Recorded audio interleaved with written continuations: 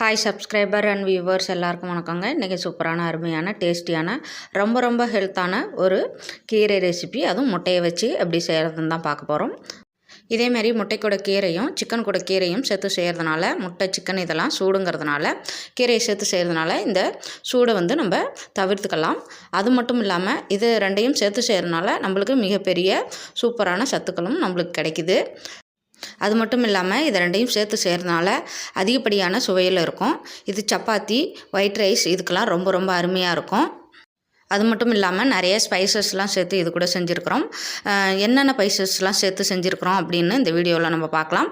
அதுக்கு முன்னாடி சப்ஸ்கிரைப் பண்ணாதவங்க, லைக் பண்ணாதவங்க வீடியோக்கு லைக் பண்ணிவிட்டு வாங்க. நம்ம வீடியோக்குள்ளே போகலாம். நான் ஒரு கடாயில் எண்ணெயை ஊற்றிட்டு கடுகு, ஜீரகம்லாம் போட்டு பொரிச்சிருக்கிறேன். அதுக்கப்புறம் நம்ம பொடியாக நறுக்கின பச்சை மிளகாயை சேர்த்து வதக்க போகிறோம். இது ஓரளவு வதங்கினா போதும், முழுசாக நல்லா வதக்க வேண்டிய அவசியம் இல்லை. அதுக்கப்புறம் பொடியாக நல்லா பொடியாக நறுக்கி வச்ச வெங்காயத்தை சேர்த்து நல்லா வறுத்துக்கலாம். அது ஓரளவு வறுந்ததுக்கப்புறம் நம்ம பொடியாக நறுக்கி வச்சிருந்த தக்காளியும் சேர்த்து நல்லா வறுத்துக்க போகிறோம். இது நல்லா வெந்து சீக்கிரமாக கிடைக்கணுன்னா நம்ம கொஞ்சமாக உப்பு சேர்த்துக்கலாம். இது சீக்கிரம் வேகணும்னா கொஞ்சம் உப்பு சேர்த்து வருங்க, சீக்கிரமாகவே வறுபட்டுரும். அதுக்கப்புறம் ஓரளவு வந்ததுக்கப்புறம் நம்ம ஸ்பைசஸ்லாம் ஆட் பண்ண போகிறோம். என்னென்ன ஸ்பைசஸ்ன்னு பார்க்கலாமாங்க. மீடியமான ஹீட்டில் வச்சு வறுத்துக்கோங்க. அதிகப்படியான ஹீட் வச்சிங்கன்னா சைட்லலாம் கருகி போயிடும். இப்போது மஞ்சத்தூள் சேர்த்துக்கலாம். தேவையான அளவு மஞ்சத்தூள் உங்களுக்கு எவ்வளோ தேவையோ அவ்வளோ சேர்த்துக்கோங்க. அதே மாதிரி உங்களுக்கு காரம் நம்ம முன்னாடியே பச்சை மிளகா சேர்த்துருக்குறோம்.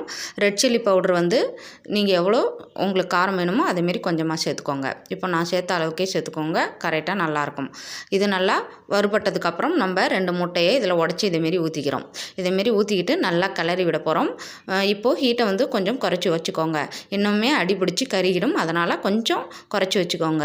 லோக்கும் மீடியத்துக்கும் இடையில வச்சுக்கோங்க. நல்லா கிண்டி விட்டுட்டே இருங்க, கைவிடாமல் கிண்டிகிட்டே இருங்க. இதனால் பொலன்னு உதிரி மாதிரி ஆனதுக்கப்புறம் நம்ம பொடியாக நறுக்கி வச்சுருக்க ஒரு கீரையை சேர்க்க போகிறோம். நல்லா முட்டை பொலன்னு வெந்து கிடச்சதுக்கப்புறம் தான் நம்ம கீரையை சேர்க்கணும். நல்லா தெரிஞ்சுக்கோங்க.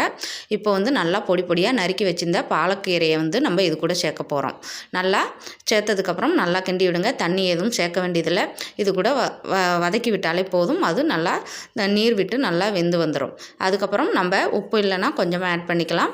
முதலே உப்பு கொஞ்சம் சேர்த்துருப்போம், அதனால் இப்போ பார்த்துட்டு கொஞ்சமாக ஆட் பண்ணுங்கள். நிறைய எப்போவுமே பாலக்கீரைக்கு கொஞ்சமாக தான் உப்பு தேவைப்படும், அதனால் கொஞ்சமாக தூவி விட்டுக்கோங்க. பத்தலைன்னா அதேமாரி தூள் உப்பு இருந்தால் தூவிக்கோங்க. அதிகமாக போட்டிங்கன்னா ரொம்ப கைக்கும், சாப்பிடவே முடியாது. பாலக்கீரைக்கு கொஞ்சமாக தான் உப்பு தேவைப்படும். இதை நல்லா பரட்டி விடுங்க. அது நல்லா நீர் விட்டு நல்லா நீரெல்லாம் சுண்டுற அளவுக்கு நம்ம வறுத்துக்கிட்டே இருக்கணும். ஓரளவு நீரெல்லாம் நல்லா கொதித்து வந்ததுக்கப்புறம், சுண்டி வந்ததுக்கப்புறம் நம்ம இறக்கி வச்சிடலாம். இப்போ நல்லா வெந்துடுச்சு. இது கூட நீங்கள் ஜீரகப்பொடி, மிளகு பொடி எல்லாமே சேர்த்துக்கலாம். மிளகு பொடியும் ஜீரக பொடியும் கொஞ்சமாக கடைசியில் இறக்குனதுக்கப்புறம் கொட்டி பரட்டி விடுங்க. இல்லைனா சாப்பிட்றதுக்கு முன்னாடி கொட்டி பரட்டி விட்டு சாப்பிடுங்க. எது வேணாலும் செஞ்சுக்கலாம். இதுக்கு சப்பாத்தி, அதை விட்டால் ஒயிட் ரைஸ் ரொம்ப சூப்பராக இருக்கும். நான் இன்றைக்கி இதுக்கு சப்பாத்தி செஞ்சுருக்கேன். மசாலாலாம் போட்டு செஞ்சுருக்கேன். சப்பாத்தி ரொம்ப சூப்பராக இருக்கும். இதேமாரியே நீங்களும் ட்ரை பண்ணுங்கள். ரொம்ப நல்லாயிருக்கும், அருமையாக இருக்கும். யாரும் எதிர்பார்க்காத அளவில் சுவையாகவும் இருக்கும். கண்டிப்பாக ட்ரை பண்ணி பாருங்கள். குழந்தைங்களுக்கெல்லாம் இதேமாரியே செஞ்சு கொடுங்க. ரொம்ப சூப்பராக ஹெல்த்தியாக இருப்பாங்க, நல்லாயிருக்கும். மறக்காமல் லைக் பண்ணுங்கள், ஷேர் பண்ணுங்கள்.